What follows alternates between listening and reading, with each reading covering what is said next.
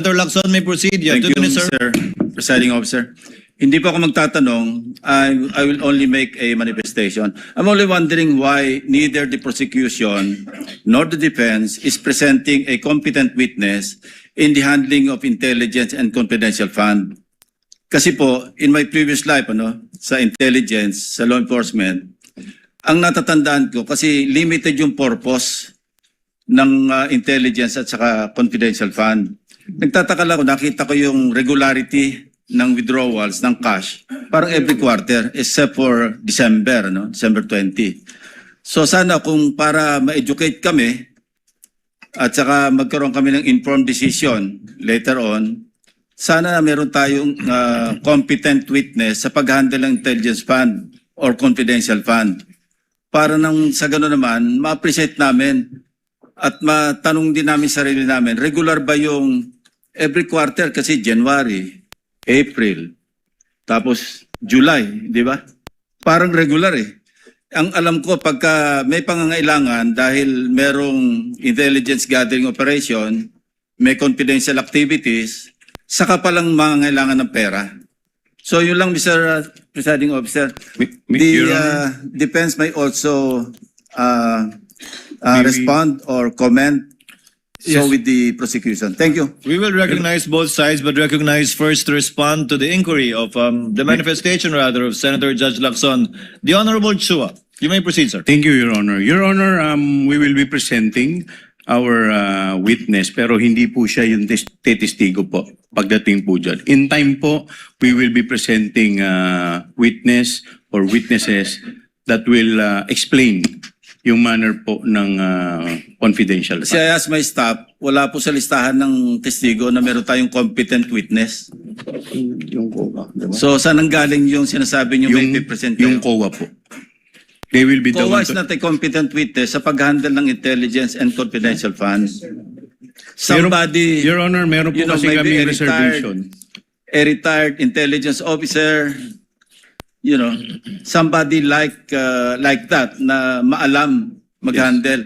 Nagtataka lang ako bakit masyadong regular tapos yung una pa, natapat pa na magpapasko. Yes, Your Honor, may present po kami, pero kung makikita po ninyo dun sa aming pre-trial brief, meron po dong reservation. Thank you. Thank you po. Confidential pa daw po. The Honorable Attorney Power, rather, is recognized for your comment to the manifestation of Senator Lacson. Thank you, may Mr. proceed, sir. Presiding Officer. Same comment actually with the prosecution, Your Honors.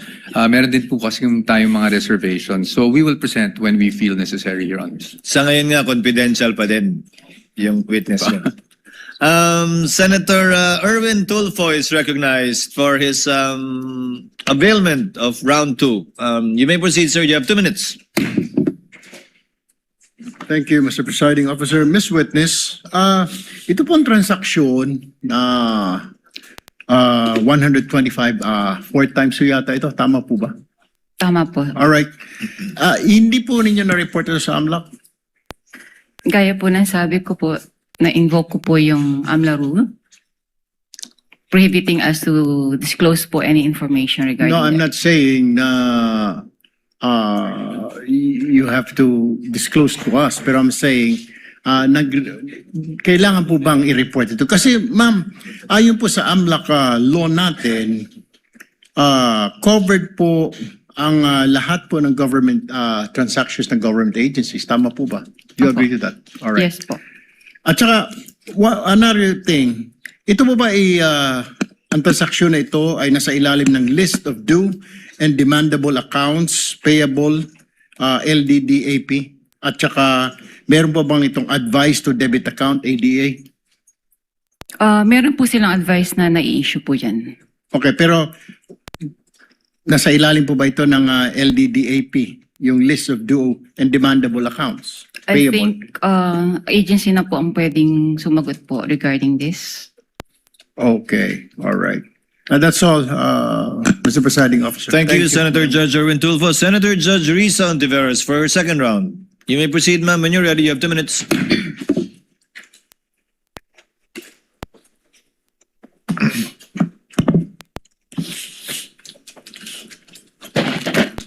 Salamat po, Mr. Presiding Officer. Madam Witness, yung unusual pa rin, bago ibang tanong. Kanina sa prosecution, involved limit. Magkano po yung cash involved limit Sa branch po sa namin. branch ninyo? Pwede ko bang hindi sagutin po yan for security? All right. Then hindi ko itatanong yung follow-up question doon. Ito na lang. Sabi po ninyo, wala ang branch ninyo ng ganyang amount. Kung pwede nyo sabihin, magkano po ang halaga na meron ang branch nyo? Yung malaki po kasi amount. So in Yes. any given day po kasi talagang wala po kami branch. So pwede ko po in average kung ano lang po yung sa tingin namin na kasya po yung during the operational transactions po ng branch. for the Magkano day. po yung average na yon sa branch nyo? Transactions for the day? For us mga ano po, maybe mga 20 M po. 20 M. So ito pong 125 million ay times 6 po dun sa average na transaction sa branch nyo in a given day. Opo. Okay. And then sabi nyo rin po kanina sa prosecution, kailangang tawagan ang cash center ninyo para i-transact yung amount.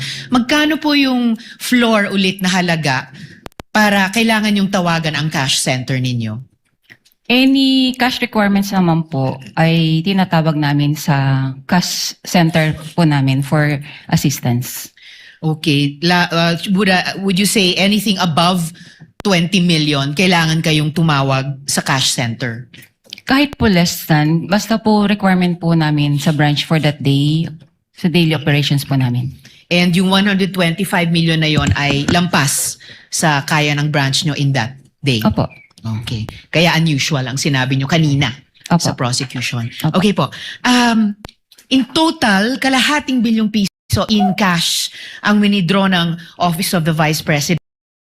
Sa experience, karaniwan rin po bang mag-withdraw ang isang ahensya ng ganyang halaga, kalahating bilyong piso, in cash, sa loob lamang ng 8 buwan?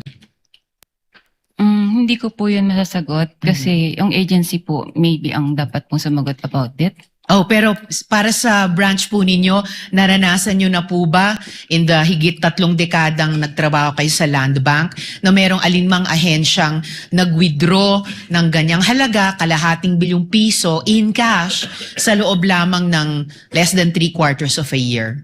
Wala po akong ma-recall kasi mostly nga po ang sabi ko ay puro through online or ang transactions na po nila or cheque. Okay.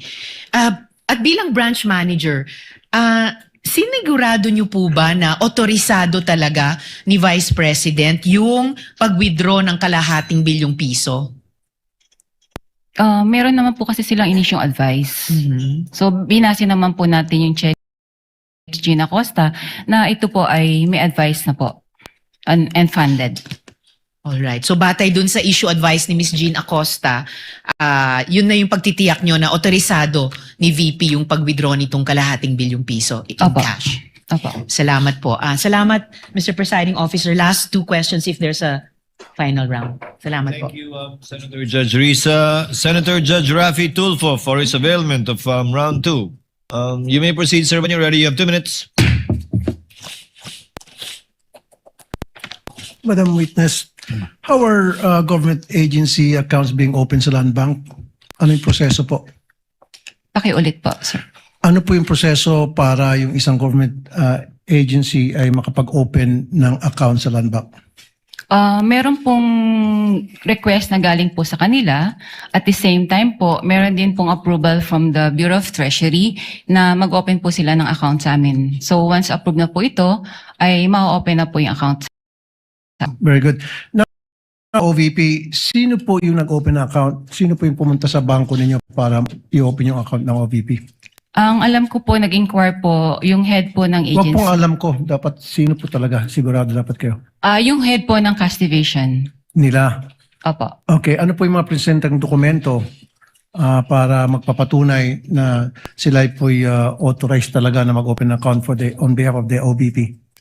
Gaya po na sabi ko nga po kanina, yung pong request nila na mag-open account, at the same time, yung approval po ng Bureau of Treasury na sila po ay allowed po mag-open ng account sa amin. I don't know kung nasa niyo po yung question kanina. Sino po yung person na pumunta doon para magpresenta na ako'y from OBP at nagpakita ng dokumento at ako yung authorized person to represent the OBP for this account? Yung head po ng cash division po ng OVP. And what is her name again? Anong pangalan niyo po?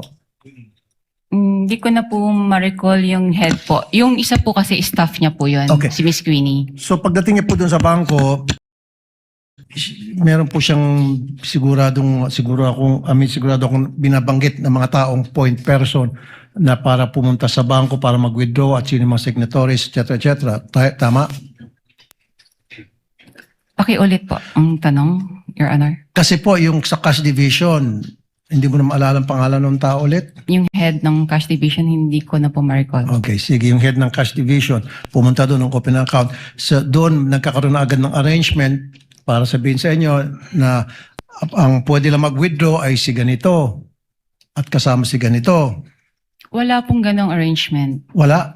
Wala pong ganon. O dapat merong arrangement para malaman ninyo kung sino yung point person ng OBP para tumawag sa inyo at sino kayo nagde-designate ng point person to coordinate from the OBP to the Land Bank.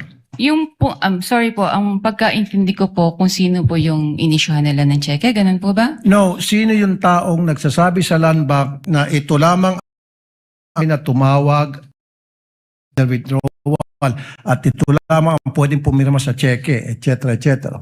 There has to be one person. As to authorized signatories po, aware naman po yung agency kung sino po yung mga authorized pumirma. Ngayon po, kung sino po yung... No, sorry. You're listening but you're not hearing me. Sino po yung tao na nagsabi sa Land Bank na, hey, Land Bank, ito lamang mga tao ang pwedeng kumontak sa inyo, ang pwedeng mag-withdraw, period. Sino yun? Ang pagkakalam ko po, yun pong sina Asik or Tonyo po. Tsaka po sila po kasi yung officers po ng So did they OVP. go personally sa Land Bank or through telephone lamang? Sa pagkakaalala ko po, meron po silang written communication po So how sa did you amin. know na sila talaga yun nasa written communication? Nag-represent po sila ng mga IDs nila. Yung doon po sa pagkakaalala ko So po. they went to Land Bank personally? And then they presented documents to prove that they are that person? Opo. And Kasi, Go ahead. sorry po, pwede pong Go ahead, mag-in. ma'am. Bali po doon, sa pagkakaalala ko po, sa binibigyan ng dokumento, meron na rin pong photocopy ng mga IDs po nila. Okay. Thank you. Thank you, Madam Witness. Thank you, Senator Judge Tulfo. Senator Judge Pangilinan is recognized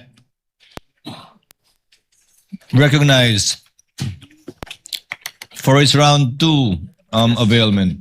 You may proceed, sir, when you're ready. You have 2 minutes. Thank you. Yung cheque na winidraw o pinisenta sa inyo December 20, 2022, tama? Ang date? Opo, December 20, 2022. Kinuha yung pera on the same day, December 20. Opo. So, kung sabi nyo kanina, unusual yung malaking halaga. Unusual din, o usual ba yun? Yung ganong halaga, same day din i-withdraw? Ganon? Bali nga po, Mabilis ba yun? may prior notice po sila, ang agency, na meron silang magkakaroon po sila ng ganong encashment. So as to 2 days date- before? Opo. So, yung pong December naman po kasi, pwede naman po nilang gawin yun on the same day. Kasi po, pag December, merong regulation naman po ang Bureau of Treasury. Kapag po December, hindi na po natin siya inihintay ang 24 hours or to 48 hours na ano po. Yes. So, Na but if grace you period. combine both, the huge amount, which is unusual, and the same day dated check Transaction. and the same day withdrawal, is that usual? So, tingin ko naman po, usual naman po siya. So the only thing unusual is that it is a huge amount, which you've never experienced in your Yes, Your 32 Honor. years. Opo. Okay. And so tinatawag sa'yo 2 days before kahit hindi pa handa yung cheque. Hindi ko na lang po Oh, kasi alam sa 2 side days- nila. Opo. 2 days before, oh yeah. Pero posible, no, na 2 days before, December 18, 17, hindi pa nahahanda yung cheque, pero ihahanda nila, pininotify na kayo. Opo. Okay. Maraming salamat. Thank you. Thank you, Senator Judge Pangilinan. Senator Judge Ontiveros, for the final round, for your last two questions, I believe, or no more? No more? If there are no other interventions or interjections from the Senator Judges, the presiding officer would like to excuse you already. Ma'am Violeta Constantino. Thank you. Very much, ma'am, for your time. Salamat po sa inyong kooperasyon. Magandang umaga po. Mananghalian po muna kayo dyan bago kayo umuwi. Text na. Ano gagawin dyan?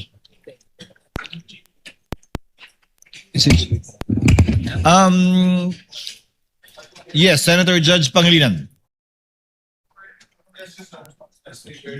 Just a very quick manifestation because I'm receiving a few text messages The about, gentleman may proceed. thank you, about the non-disclosure by covered transactions. We just have to distinguish, para sa interest lang ng mga nagtatanong, ang covered institutions na hindi pwede mag-disclose ang mga bangko ng AMLA records. Pero ang AMLA mismo, hindi siya, at least the position of the impeachment court, is not covered by the confidentiality of records. That was what the clarifies. chair said earlier, and that was Yes. contained in the ruling of the court. Yes, thank you, Mr. Presiding. Thank you. With the permission of the parties, it's 11:42, so that we can cut clean. We can pause for lunch and resume at 12:15 for a 30-minute lunch break. Ano? Your Honor, before anything, just a quick manifestation, Your Honor. Your Honor, if I may be Counsel recognized. for respondent is recognized. Mukhang naiwan po yata ng witness natin itong certification. If I may just turn it over. Yes. Kindly give it to the counsel to the panel of Your prosecutors. Honor, may and we to know the what is the content of the Yes. document? Thank you.